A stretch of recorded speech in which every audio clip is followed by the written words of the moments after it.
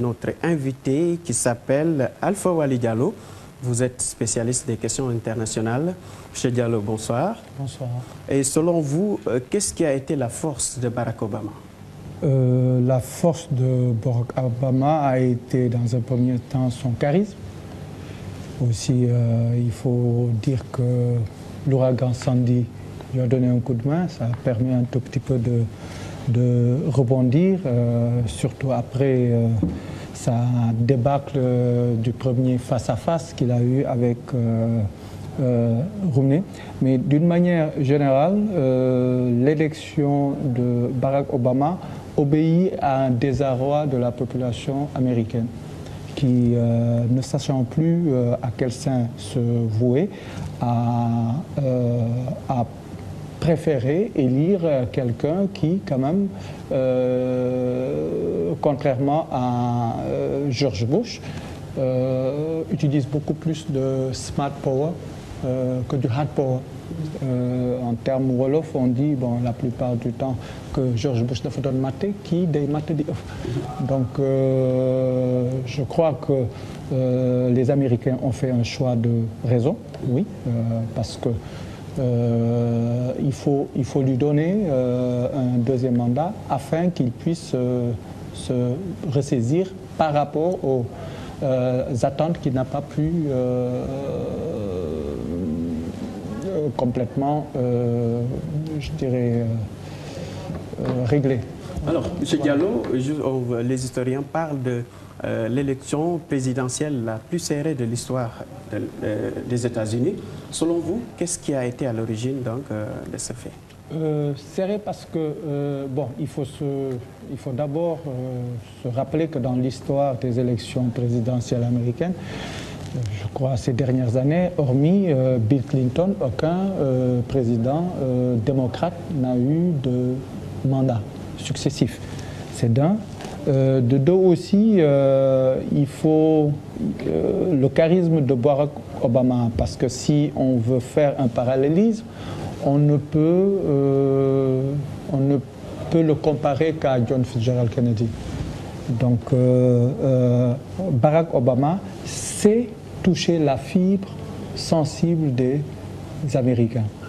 Et du moment où la situation intérieure américaine est exécrable, malgré les avancées qu'il a eues, notamment au niveau de la couverture médicale et de la relance timide du secteur automobile, les Américains n'ont pas voulu s'embarquer dans l'inconnu que représentait Romney. Okay. M. Diallo, aujourd'hui on parle des origines africaines de Barack Obama. L'élection a été très suivie en Afrique. Cela me permet de vous poser la question, qu'est-ce que l'Afrique peut attendre donc de ce mandat de Barack Obama? Voilà, d'abord, Barack Obama a coupé avec l'Afrique depuis longtemps. En Afrique, comme il est originaire, en fait son père est originaire d'Afrique, les gens aiment des relations, en fait, aiment des réactions épidermiques. Barack Obama, c'est un Américain et c'est le président des États-Unis. Je ne crois pas que l'Afrique puisse être en fait quelque chose qu'il peut mettre sur la table pour contraindre peut-être le Congrès à augmenter le volume des aides. Non. Je me dis que ce à quoi on devrait s'attendre, c'est peut-être une augmentation un tout petit peu des programmes qui sont déjà en cours à travers le MCA, à travers l'AGOA, à travers les programmes liés au sida et à l'agriculture, mais aussi, il faut le reconnaître, on va vers un quatrième mandat heurté en Afrique. Lutte contre le terrorisme oblige. Et si vous prenez la carte de l'Afrique, les Américains sont à peu près partout présents dans le continent sous le label de la lutte contre le terrorisme. Ok, M. Diallo, on parle du continent africain au moment où la crise malienne sévit. Aujourd'hui, donc, vous l'avez écouté, l'ambassadeur du Sénégal, des États-Unis au Sénégal, affirme vraiment n'attendre que l'aval de la CEDEAO pour pouvoir s'impliquer dans la résolution donc, de cette crise. Comment ou bien quelle lecture faites-vous donc de cette motivation, de cette décision de vouloir s'impliquer dans ce conflit?